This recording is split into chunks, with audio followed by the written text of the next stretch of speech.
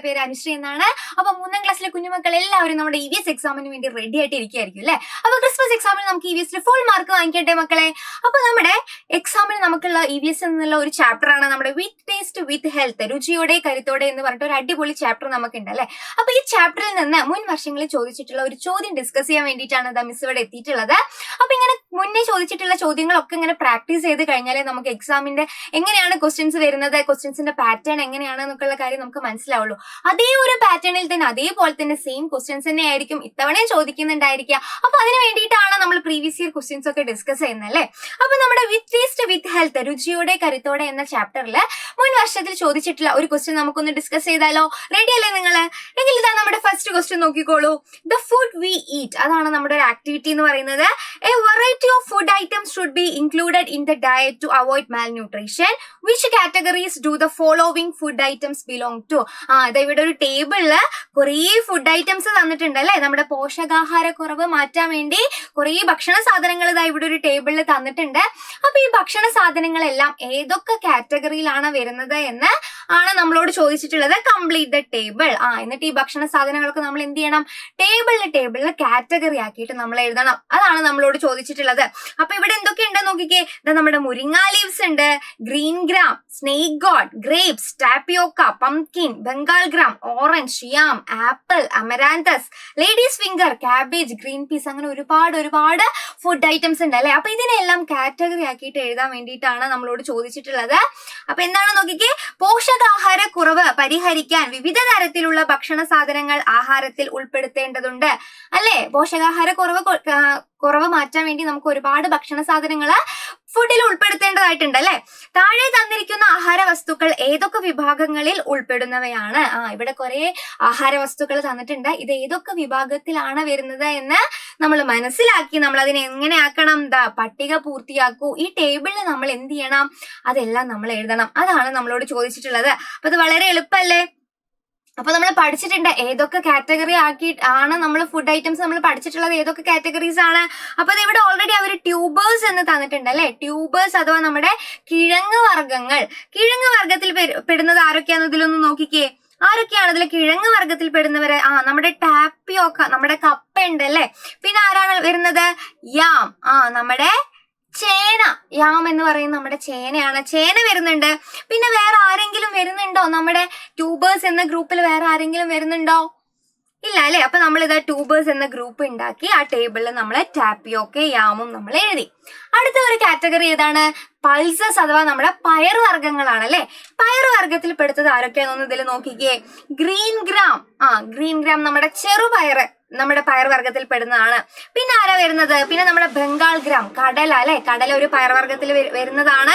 പിന്നെ നമ്മുടെ green peas, പച്ച പട്ടാണി, അതും നമ്മുടെ പയർവർഗ്ഗത്തിൽ പെടുന്നതാണ്. അപ്പൊ ആ മൂന്ന് നമ്മൾ ഇതാ പൾസസ് എന്ന ഗ്രൂപ്പിൽ നമ്മൾ എഴുതി. അടുത്തത് ഏതാണ് കാറ്റഗറി? ഫ്രൂട്ട്സ്, പഴങ്ങളുടെ കാറ്റഗറി അല്ലെ. അപ്പൊ പഴങ്ങളിൽ ഏതൊക്കെയാണ് വരുന്നതെന്നൊന്ന് നോക്കിക്കേ. ഗ്രേപ്സ്, നമ്മുടെ മുന്തിരിങ്ങ വരുന്നുണ്ട്, ഓറഞ്ച് വരുന്നുണ്ട്, ആപ്പിൾ വരുന്നുണ്ട്. വേറെ ഏതെങ്കിലും ഫ്രൂട്ട്സ് ഉണ്ടോ? ഇല്ല. അപ്പൊ ആ മൂന്നെണ്ണം നമ്മൾ ഫ്രൂട്ട്സ് എന്ന കാറ്റഗറിയിൽ നമ്മൾ എഴുതി. ഇനി അടുത്ത കാറ്റഗറി ഏതാണ് മക്കളെ? നമ്മുടെ വെജിറ്റബിൾസ് അഥവാ പച്ചക്കറികളാണ് അല്ലെ. അപ്പൊ ഈ തന്നിട്ടുള്ളതിൽ ഏതൊക്കെയാണ് പച്ചക്കറികൾ എന്ന് നിങ്ങൾക്ക് അറിയോ? ഏതൊക്കെയാണ് നമ്മുടെ പച്ചക്കറികള്? സ്നേക്ക് ഗോഡ്, പടവലങ്ങ നമ്മുടെ പച്ചക്കറിയാണ് അല്ലെ. പിന്നെ പംകിൻ, നമ്മുടെ മത്തങ്ങയുണ്ട്. പിന്നെ ഏതാണ് പച്ചക്കറി? ലേഡീസ് ഫിംഗർ, വെണ്ടയ്ക്കുണ്ട്. വേറെ ഏതെങ്കിലും ഉണ്ടോ? ഇല്ല. അപ്പൊ ആ മൂന്നെണ്ണം നമ്മൾ ഇവിടെ എഴുതി, വെജിറ്റബിൾസ് എന്ന കാറ്റഗറിയിൽ നമ്മൾ എഴുതി. ആൻഡ് ദ ലാസ്റ്റ് കാറ്റഗറി ഏതാണ്? ലീഫി വെജിറ്റബിൾസ്, നമ്മുടെ ഇലക്കറികളാണ്. ഇലക്കറിയിൽ വരുന്ന ആരൊക്കെയാണ്? നമ്മുടെ മുരിങ്ങ ലീവ്സ് അല്ലെ. മുരിങ്ങയുടെ ഇല നമുക്ക് എല്ലാവർക്കും ഭയങ്കര ഇഷ്ടമാണ്. മുരിങ്ങയുടെ ഇല ഉണ്ട്. പിന്നെ ഏത് ലീവ്സ് ആണുള്ളത് നോക്കിക്കേ. ക്യാബേജ് ലീവ്സ് ആണ് നമ്മൾ പഠിച്ചിട്ടുണ്ട് അല്ലെ. അതേപോലെ അമരാന്തസ്, നമ്മുടെ മുള്ളൻചീര എന്നൊക്കെ പറയും. ഇതെല്ലാം ലീഫി വെജിറ്റബിൾസ് ആണ്. അപ്പൊ അതെല്ലാം നമ്മൾ ലീഫി വെജിറ്റബിൾസിന്റെ ഗ്രൂപ്പിൽ നമ്മൾ എഴുതി.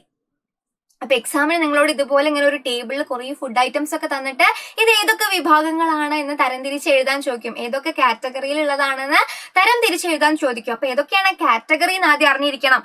ട്യൂബേഴ്സ് ഒരു കാറ്റഗറിയാണ്, പൾസസ് പയർവർഗ്ഗങ്ങൾ ഒരു കാറ്റഗറിയാണ്, ഫ്രൂട്ട്സ്, വെജിറ്റബിൾസ്, ലീഫി വെജിറ്റബിൾസ്, ഇതെല്ലാം ഓരോ കാറ്റഗറിയാണ്. ഇതിൽ വരുന്നത് വരുന്നത് ആരൊക്കെയാണെന്നുള്ള കാര്യം കൃത്യമായി മനസ്സിലാക്കി വെക്കുക. ട്യൂബേഴ്സിൽ വരുന്നതാണ് നമ്മുടെ ടാപ്പിയോക്ക, യാം ഒക്കെ. പൾസസ് ആണ് ബംഗാൾ ഗ്രാം, ഗ്രീൻ പീസ് ഒക്കെ. ഫ്രൂട്ട്സിൽ വരുന്നതാണ് നമ്മുടെ ഗ്രേപ്സ്, ആപ്പിൾ, ഓറഞ്ച്. വെജിറ്റബിൾസ് ആണ് snake God, pumpkin, ladies finger. Leafy vegetables ആണ് മുരിങ്ങ, ക്യാബേജ്, അമരാന്തസ് ഒക്കെ. അപ്പൊ എല്ലാവർക്കും കൃത്യമായിട്ട് മനസ്സിലായല്ലോ. അപ്പൊ ഇതേപോലെ ടേബിൾ ആയിട്ട് എഴുതാൻ ചോദിച്ചു കഴിഞ്ഞാൽ എല്ലാവരും എന്ത് ചെയ്യണം? ഇതേപോലെ കാറ്റഗറി ആക്കി ടേബിൾ ആക്കി അടിപൊളിയായി വരച്ച് എഴുതണം. ഇനി ഇതേപോലെ ഇതാ നമ്മുടെ മലയാളത്തിൽ നമ്മൾ അതേപോലെ കിഴങ്ങ് വർഗത്തിൽ വരുന്നത് ആരൊക്കെയാണ്? മരച്ചീനി, ചേമ്പ്. പയർ വർഗത്തിൽ വരുന്ന ആരൊക്കെയാണ്? കടല, ഗ്രീൻ പീസ്, ചെറുപയർ. പഴങ്ങളായിട്ട് വരുന്ന ആരൊക്കെയാണ്? നമ്മുടെ ഓറഞ്ച്, ആപ്പിൾ, മുന്തിരി. പച്ചക്കറികൾ ഏതൊക്കെയാണ്? മത്തങ്ങ, പടവലങ്ങ, വെണ്ടയ്ക്ക. ഇലക്കറികൾ ഏതൊക്കെയാണ് മക്കളെ? മുരിങ്ങയില, ക്യാബേജ്, ചീര. അപ്പൊ ഇത് കുഞ്ഞുമക്കൾക്ക് എല്ലാവർക്കും മനസ്സിലായല്ലോ. എങ്ങനെയാണ് ഈ ഭക്ഷണ പദാർത്ഥങ്ങളെ നമ്മൾ കാറ്റഗറി ആയിട്ട് എഴുതുന്നതെന്ന് എല്ലാവർക്കും മനസ്സിലായില്ലേ? അപ്പൊ എക്സാമിന് ചോദിച്ചാലും നിങ്ങൾ ഇതേപോലെ എഴുതുക കേട്ടോ. ഇനിതാ ഇതിന്റെ അടുത്തൊരു ക്വസ്റ്റ്യൻ നോക്കിക്കേ. I belong to pulses family. ഞാനൊരു പയർ വർഗ്ഗവിളയാണ്. I am green in colour. എന്റെ നിറം പച്ചയാണ്. I am smaller than the Bengal gram. കടലയേക്കാൾ ചെറുതാണ്. Who am I? ഞാൻ ആരാണ് എന്നാണ് ചോദിച്ചിട്ടുള്ളത്. ആരായിരിക്കും? പച്ച കളറാണ്, പൾസസ് പയർ വർഗത്തിൽ പെടുന്നതാണ്, കടലയേക്കാൾ നമ്മുടെ ബംഗാൾ ഗ്രാമിനേക്കാൾ ചെറിയ ആളാണ്. അപ്പൊ ഇത് ആരായിരിക്കും? നമ്മുടെ ഗ്രീൻ ഗ്രാം അഥവാ നമ്മുടെ ചെറുപയറാണല്ലേ. ഗ്രീൻ ഗ്രാം അഥവാ നമ്മുടെ ചെറുപയറാണ്. ഇതാ ചിത്രം തന്നിട്ടുണ്ട്. ഇതാ മിസ്സുടെ അതിന്റെ ചിത്രമൊക്കെ തന്നിട്ടുണ്ട്. ചെറുപയറൊക്കെ നിങ്ങൾക്ക് നല്ല ഇഷ്ടല്ലേ? നമ്മുടെ ശരീരത്തിന് ഒരുപാട് പ്രോട്ടീനൊക്കെ തരുന്ന ഭക്ഷണമാണല്ലേ നമ്മുടെ ചെറുപയർ എന്ന് പറയുന്നത്. അപ്പൊ ഗ്രീൻ ഗ്രാം ആണല്ലേ അതിന്റെ ആൻസർ. എങ്കിൽ അടുത്തൊരു ചോദ്യം നോക്കിക്കോളൂ. Find the odd one. കൂട്ടത്തിൽ പെടാത്ത ആളെ കണ്ടുപിടിക്കാനാണ്. മിൽക്ക് തന്നിട്ടുണ്ട്, എഗ്ഗ് തന്നിട്ടുണ്ട്, ടാപ്പിയോക്ക തന്നിട്ടുണ്ട്, മീറ്റ് തന്നിട്ടുണ്ട്, പാല്, മുട്ട, മരച്ചീനി, മാംസം. ഇതിൽ ആരാണ് കൂട്ടത്തിൽ പെടാത്തത്? ആരായിരിക്കും കൂട്ടത്തിൽ പെടാത്തതെന്ന് കണ്ടെത്തിക്കുക എല്ലാവരും. ആരാ മക്കളെ? യെസ്, നമ്മുടെ ടാപ്പിയോക്കയാണല്ലേ. ഏതാണ്? നമ്മുടെ ടാപ്പിയോക്കയാണ് കൂട്ടത്തിൽ പെടാത്തത്. അഥവാ നമ്മുടെ മരച്ചീനിയാണ് കൂട്ടത്തിൽ പെടാത്തത്. ഇവിടെ നമ്മുടെ ചെറുപയറാണ് കേട്ടോ. ചെറുപയറാണ് കൂട്ടത്തിൽ പെടാത്തത്. പിന്നെ മരച്ചീനിയാണ് കൂട്ടത്തിൽ പെടാത്തത്.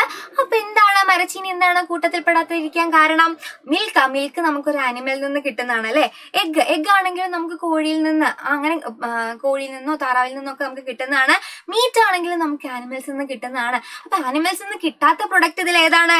നമ്മുടെ ടാപ്പിയോക്ക, മരച്ചീനിയാണല്ലേ. അത് നമ്മൾ മണ്ണിന്റെ അടിയിൽ നിന്ന് കുഴിച്ചാണ് നമ്മൾ എടുക്കാറുള്ളത്. അപ്പൊ ഇവിടെ കൂട്ടത്തിൽ പെടാത്ത ആരാണ്? ടാപ്പിയോക്കയാണ്. അപ്പൊ അതാ മക്കളെ, നമ്മുടെ ഈ ഒരു ചാപ്റ്ററിൽ നിന്ന് ഇങ്ങനെയുള്ള ചോദ്യങ്ങളൊക്കെ ആയിരിക്കും വരുന്നുണ്ടായിരിക്കുക.